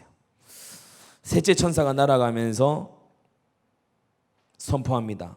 짐승에게 경배한 자들은 영원한 형벌을 받게 된다. 그러면서 경배하고 표를 받으면은 불과 유황으로 세세토록 고난당하는 지옥으로 이제 가게 된다. 9절부터 쭉 말씀합니다. 그리고 이제 14절에 알곡은 영광스러운 추수. 그러니까 14절부터 20절은 이 역사의 가을을 말해요. 역사의 가을, 이 인류 역사 전체의 수학기, 마지막 가을. 그래서 알곡은 걷어져요. 그렇지만 다 익은 포도송이 뭐냐? 죄악이 찰대로 찬 세상은 이제 포도를 거두듯이 걷어서 그걸 포도를 다 지득여서 즙을 내서 마치 피가 흥건하여 퍼지듯이 포도 즙들이 완전히 1600 스타디온, 그러니까 모든 이 4 곱하기 4 그리고 1000이죠. 그러니까 모든 땅에 이 멸망당한 자들이 흘린 피, 20절에 그 틀에서 피가 나서 모두 다 멸망하게 되는 것을 상징적으로 보여줍니다. 곧어진 알곡과 짓밟힌 포도예요.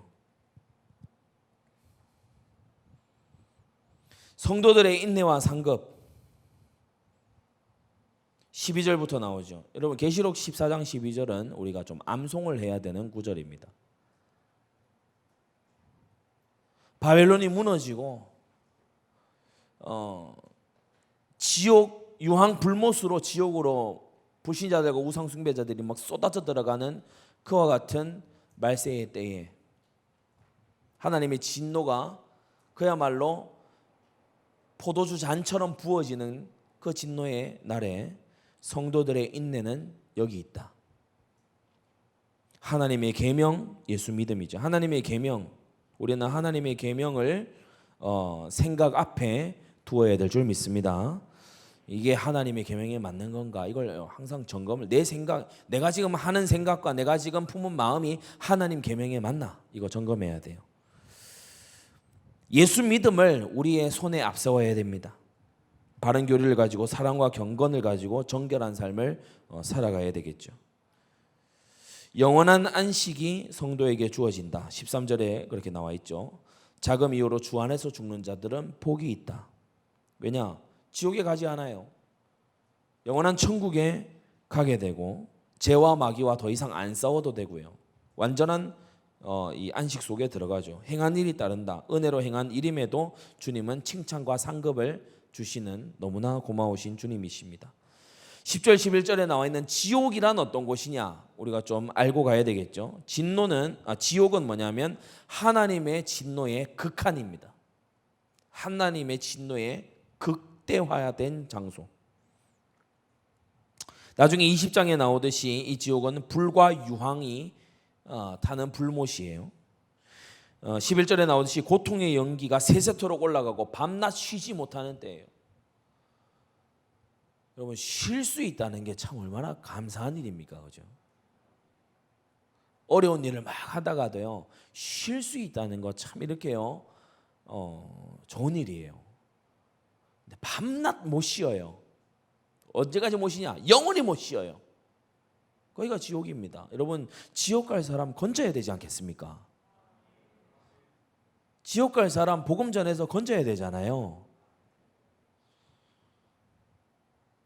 이 사모님이 저희 이제 외할머니죠. 할머니한테 그러셨다 하더라고요. 딴전도 아니고 이렇게 얘기하셨대요. 우짤래 지옥 갈 기가. 다 같이 한번 따라합시다. 우짤래 지옥 갈 기가. 총 몇 마디죠? 8마디.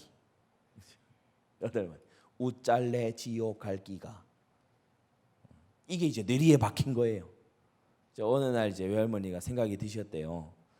그래 내가 지옥은 안 가야지 이 생각이 드셨대. 할렐루야. 예. 여러분 우리가 지옥 갈 그런 사람들 긍휼히 여겨야 됩니다. 복음 전하게 되시기 바랍니다. 마귀와 짐승과 거짓 선지자들을 던져 넣으시는 곳이 이 지옥이고요. 생명책에 이름이 기록되지 않은 자가 결국 가게 되는 곳이 지옥이고 영원한 처벌, 멸망, 영원한 유배지가 이 지옥입니다. 그래서 지옥을 말해 줘야 됩니다. 지옥을 말해 줘야 돼요. 우리 여기 앉은 분들 중에 많은 분들은 지옥 안 갈 거기 때문에 제가 전부라고 말하지 않고 누가 알겠습니까? 그죠? 많은 분들 지옥에 안 갈 거기 때문에 사실 지옥에 대해서 잘 몰라도 돼요. 물론 성경에 나온 거 우리가 알고 있어야 되지만 뭐 잘 알아야 된다. 아니 안 갈 곳이잖아. 근데 지옥에 가는 사람은요 미리 어떤 데인지를 좀 알려줘야 돼요. 못 쉬는데 괜찮냐? 불 좋아하냐? 유황 냄새 익숙하냐? 캄캄한데 괜찮냐? 못 자는데 계속 못 자는데 버틸 수 있겠냐? 얘기를 해줘야 돼요. 하나님의 심판과 지옥이 임박했다라는 것을 계시록 14장에서는 영원한 복음이라고 말합니다. 영원을 결정짓는 복음, 영원한 운명을 결정짓는 복음이에요. 그냥 복음이 아니죠. 현실의 문제만 해결하는 복음이 아니고 영원한 것을 결정짓는 복음, 영원한 복음.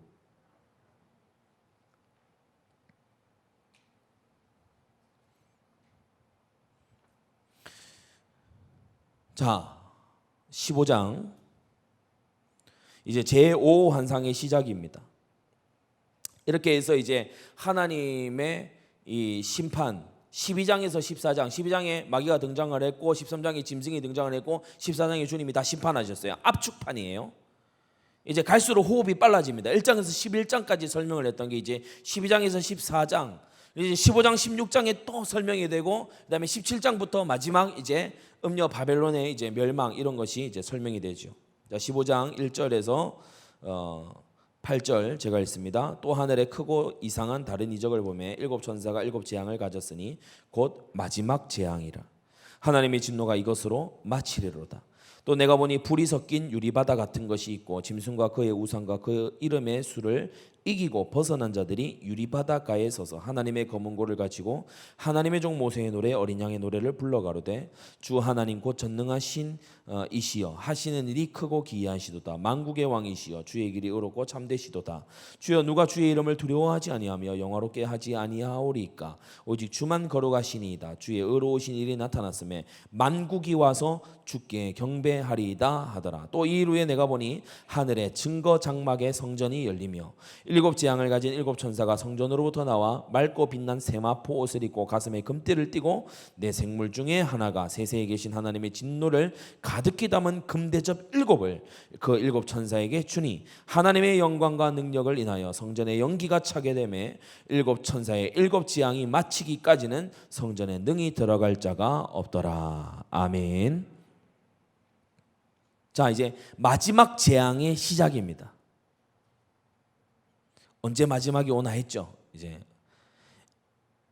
일곱 인 재앙, 인은 뜯는 재앙의 이제 예고라고 했어요. 그리고 나팔 경고입니다. 경고를. 대접은 이제 실제 쏟아붓는 거예요. 하나님의 진노가 이제 실제 다 쏟아지는 거예요. 대접을 부어서 그 안에 내용물을 세상에다 갖다 쏟아버리는 겁니다. 마지막 재앙이라. 하나님의 진노가 이것으로 마친다라고 했고, 먼저 택함 받아서 이 마지막 진노에서 구별된 자들이 보이게 되죠. 짐승과 그 우상, 그 이름의 수를 이기고 벗어난 자들, 짐승에게 무릎 꿇지 않고 황제 정신에 굴복하지 않고 그리스도와 하나님만 섬기는 바로 이와 같은 자들, 우상에게 절하지 아니하고 그리스도 예수를 주로 믿는 그런 자들이 유리바다가에 서서 하나님의 검은 고를 가지고 하나님의 종 모세의 노래, 콤마 어린 양의 노래. 무슨 말이냐? 이 모세의 노래가 곧 어린 양의 노래다. 불러 가로되 쭉쭉쭉쭉 이제 나옵니다. 결국 만국이 와서 주께 경배하리이다 라고 하죠. 이 모세의 노래는 뭡니까? 출애굽기 15장에 나옵니다. 홍해를 건넌 다음, 다시 말해서 죽음의 바다를 건넌 다음, 그래서 죽음의 바다와 2절에 나오는 유리바다 가에 서서, 그러니까 바다 대 바다가 이렇게 대조가 되고 있죠. 위기와 죽음의 그 홍해 바다를 건넌 이후 15장에 찬송하죠. 여호와여 신중에 주와 같은 자 누구니까. 그러니까 이 찬송이 바로 3절에서 5절에 나오는 그 찬송과 같은 겁니다. 기이한 일을 행하는 자 누구니까. 3절에도 그게 나오죠. 밑줄 그어두세요. 크고 기이하시도다. 32장 43절 너희 열방은 주의 백성과 즐거워하라. 그것이 4절 말미에 만국이 와서 주께 경배하리이다 라고 했죠. 이 모세가 뭘 찬송합니까? 신명기 32장 43절의 마지막에 보면은 주께서 그 종들의 피를 갚으사 그 대적에게 보수하시고 자기 땅과 백성을 위하여 속죄하시리로다. 복수하시고 신원하시는 하나님을 찬송하고 있어요. 이게 모세의 노래의 중요한 부분입니다. 어린 양을 따르는 이 백성들도 똑같은 그 찬송에 동참하는 거죠. 그래서 밑에 이 칸의 왼쪽에 보시면 모세의 노래는 예언된 구원, 어린 양의 노래는 확인된 구원입니다. 누가 부릅니까? 짐승과 그의 우상, 즉 황제 숭배에서 벗어난 자들, 황제를 숭배하지 않은 자들, 그 이름의 수, 우상 경제 시스템에 동참하지 않은 자들, 핍박을 이겨낸 자, 홍해의 기적과 가나안 땅을 향해 나아가는 자, 구속의 기적으로 새하늘과 새 땅으로 나아가는 자, 핍박 가운데 있을지라도 구원함을 얻은 백성임을 우리는 잊지 말고 이 구속함을 주신 하나님을 찬양해야 될 줄 믿습니다. 5절부터 이후에 내가 보니 하늘에 증거 장막의 성전이 열렸다고 했어요. 세 가지가 합쳐진 거예요. 증거, 장막, 성전. 증거는 바로 모세의 십계명을 증거판이라고 했죠. 증거판. 그게 담겨있기 때문에 언약궤를 증거궤라고 불렀습니다.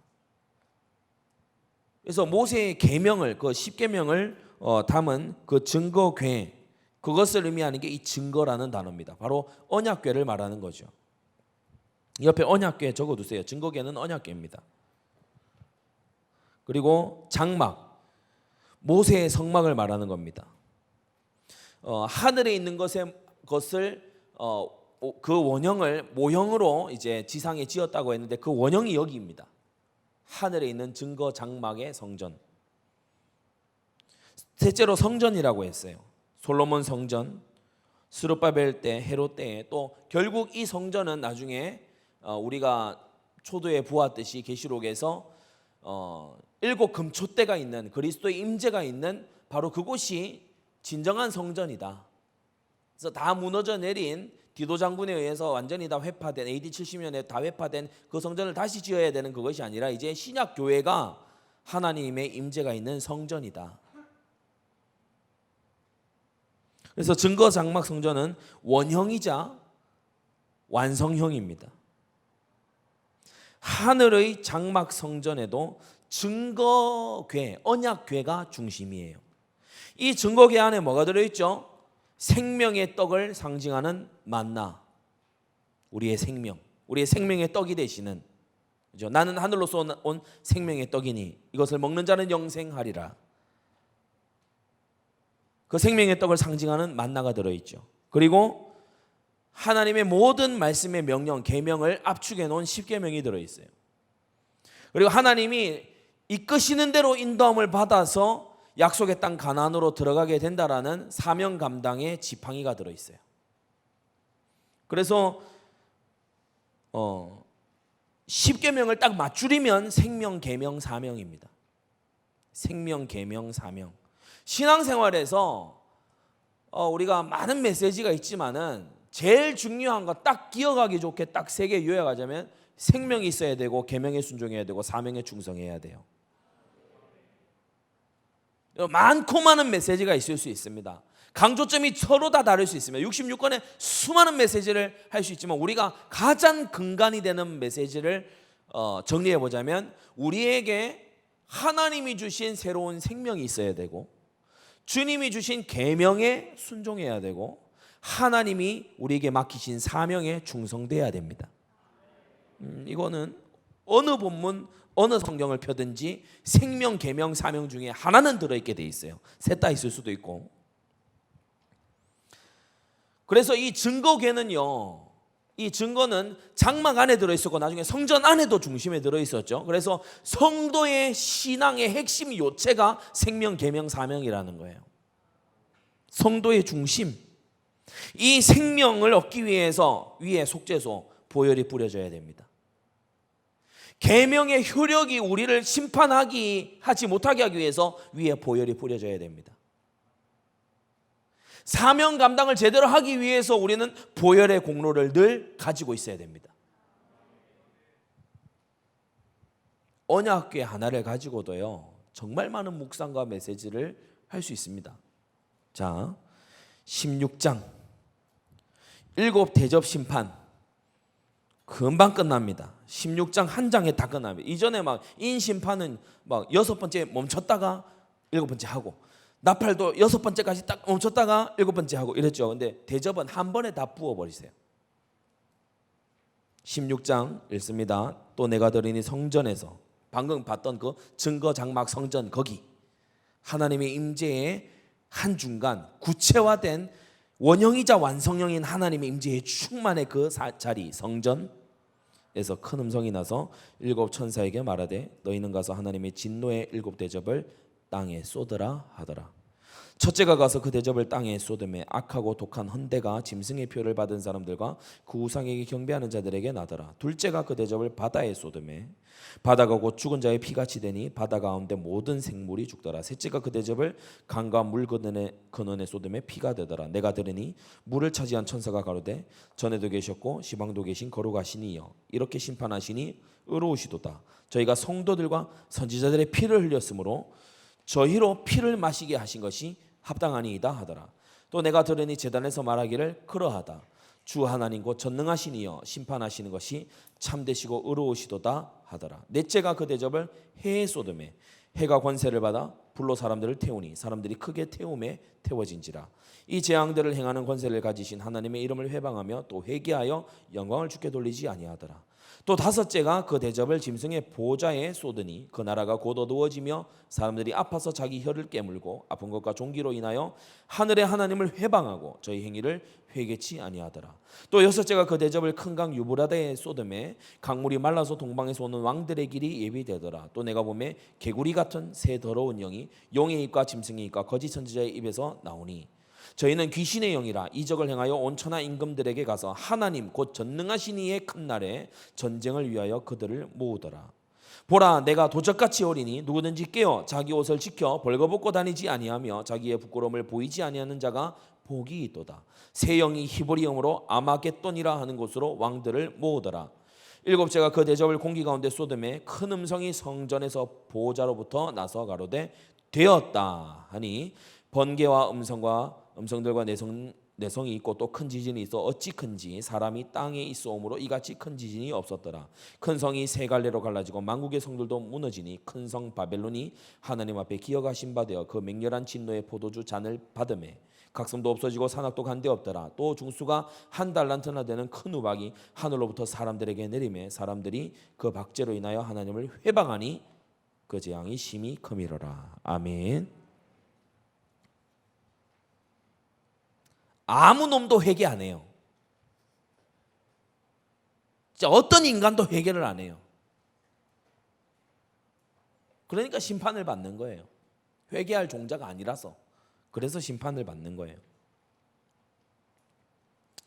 거기 나와 있는 대로 39페이지 보시면 7 대접 심판은 7 나팔 심판의 확장판입니다. 최종판이기도 하고.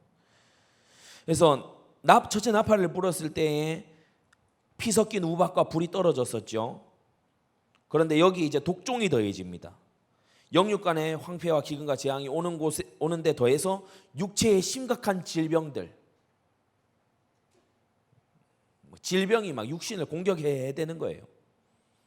그리고 이번에 둘째와 셋째 나팔을 불었을 때 변화의 피가 됐죠. 근데 이제는 대접을 쏟으니까 모든 생물이 멸종했어요. 3절에 나오죠. 바다 가운데 모든 생물이 죽더라. 그래서 6절에 보면은 피를 흘렸으므로 그 피를 마시게 하심이 합당합니다라고 하는데 이게 이사야 49장 26절에 나오는 너를 학대하는 자로 자기의 고기를 먹게 하며 새술에 취한같이 자기의 피에 취하게 하리니라는 말씀의 성취죠. 주님은 한 그대로 갚아주십니다.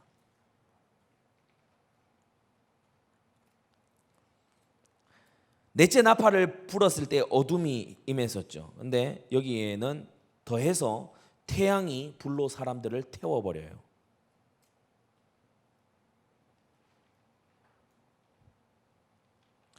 다섯째 대접을 짐승의 보좌에 가서 부었어요. 그러니까 이 사람들이 너무 다 아파하면서 아픈 것과 종기로 인하여서 회개한 게 아니고 하나님을 비방했어요.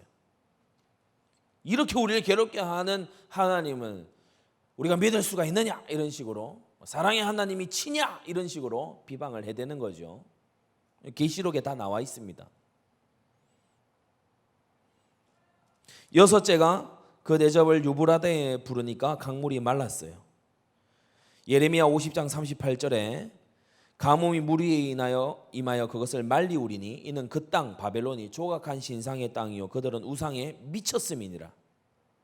도달했다가 아니고 우상에 그야말로 정신이 돌았다. 우상에 정신이 도니까 큰 가뭄이 임해서 물이 다 말라버렸어요.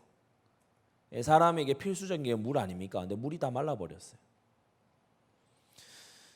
그러면서 물이 다 마르는데 개구리 같은 새 더러운 영이 용, 짐승, 거짓 선지자의 입에서 각각 튀어나와서 이제 임금들을 홀려서 하나님과 마지막 대전을 벌려보자고 이 큰 재앙과 심판 와중에 왕들을 홀려서 이제 아마겟돈 전쟁을 준비합니다. 참 끝까지 반영하는 거 있죠.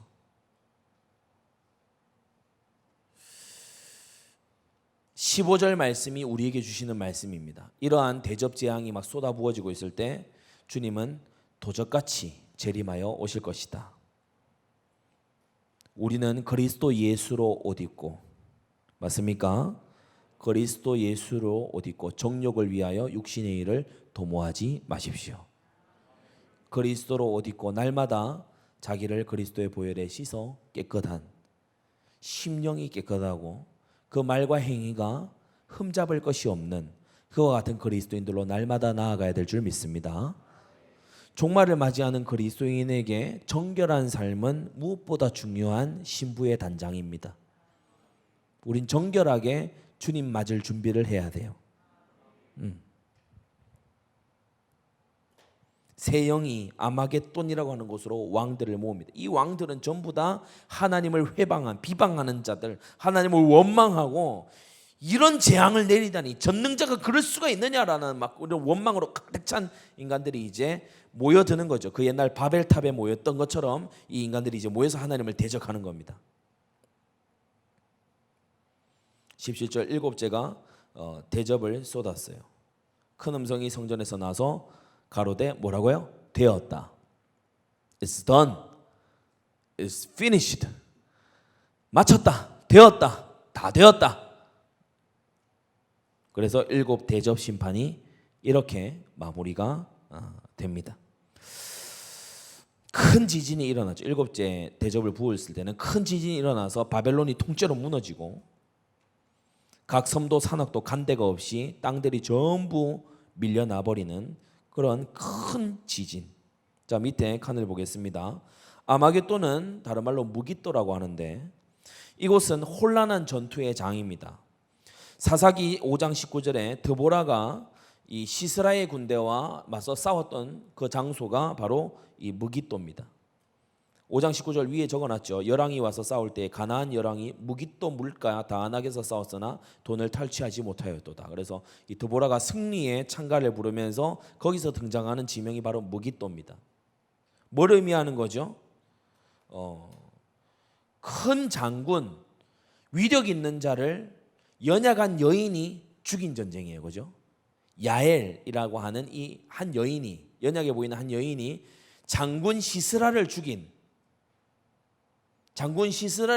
그와 같은 굉장히 기념비적인 전쟁입니다. 한 여인으로 소개됐던 12장에 나왔던 상징됐던 인물이 있죠. 여자, 해를 입은 여자, 교회가 모든 전쟁의 명수로 불리는 장수, 장군, 용과 짐승과 같은 침략자를 이길 줄로 믿습니다. 드보라의 승리, 거기가 무깃도예요. 아마겟돈이라고.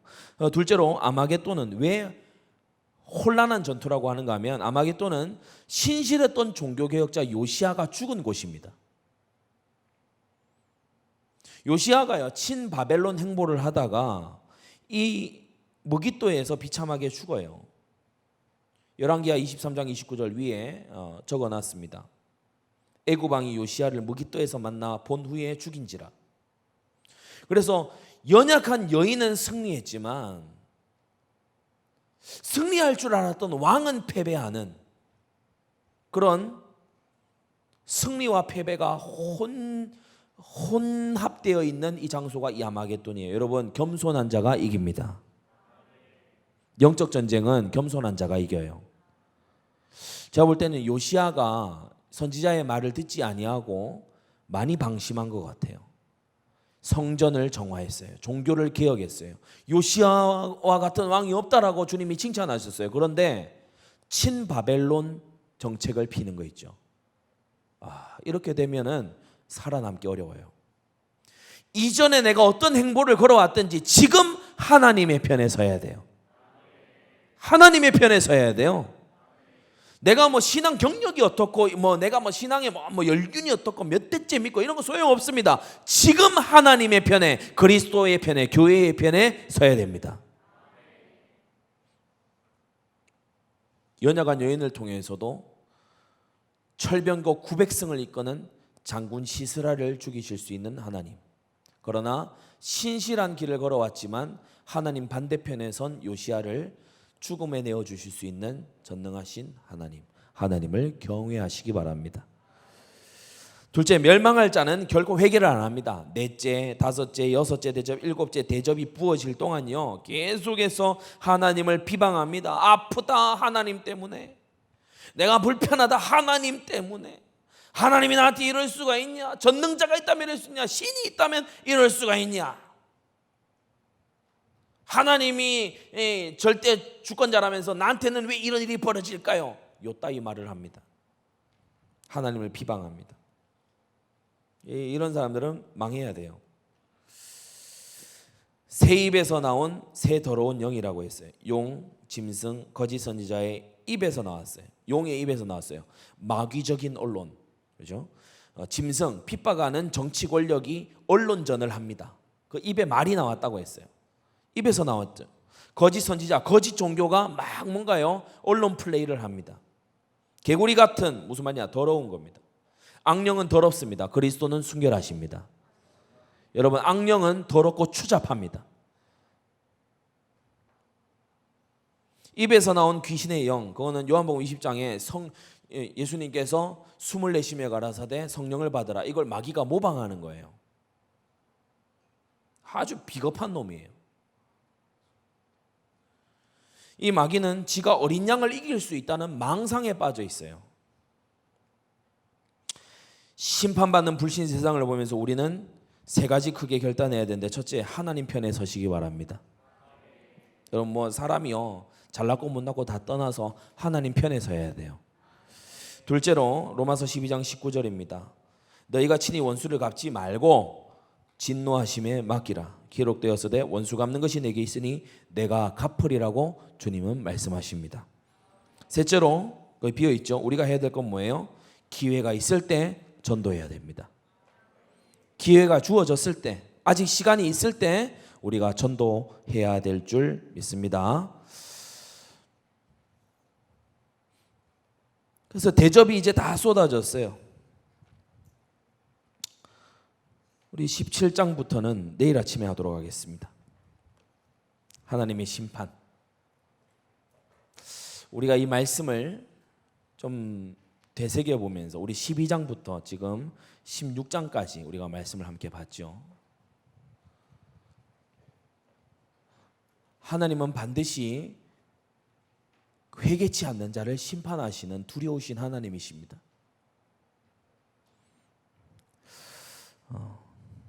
성도에게 시온산에 서 계신 어린 양, 그와 함께한 14만 4천 그 성도들에게 고난은 있어도 패배는 없습니다. 고난은 있어요. 고난은 있지만 패배는 없습니다. 우리에게 승리를 주시는 우리 주님께 감사해야 될 줄 믿습니다. 우리 다 같이 이 시간 함께 기도합시다. 하나님 아버지, 우리가 용과 이 짐승의 협공에서 정말 지킴을 받는, 짐승의 표를 받는다, 그 무슨 뜻이라 그랬죠? 우상에게 절하고 황제의 정신을 가지고 내 뜻대로 내가 신이 돼서 살아가겠다, 그리고 세상 권력에 빌붙어 살아가겠다, 우상 경제 시스템에 동참해서 하나님의 계명을 거역하고라도 잘 먹고 잘 살아야 되겠다, 그런 중심이 아니라 하나님의 계명과 예수 믿음을 지키는 자로 하나님 이 마지막 때를 살게 해 주옵소서. 하나님의 계명과 예수 믿음을 지키는 자, 하나님의 계명과 예수 믿음을 지키는 자, 하나님의 계명과 예수 믿음을 지키는 자, 다시 하나님의 계명과 예수 믿음을 지키는 자 되게 해 주옵소서. 이 시간 다 같이 기도하며 나아가겠습니다. 걸어가신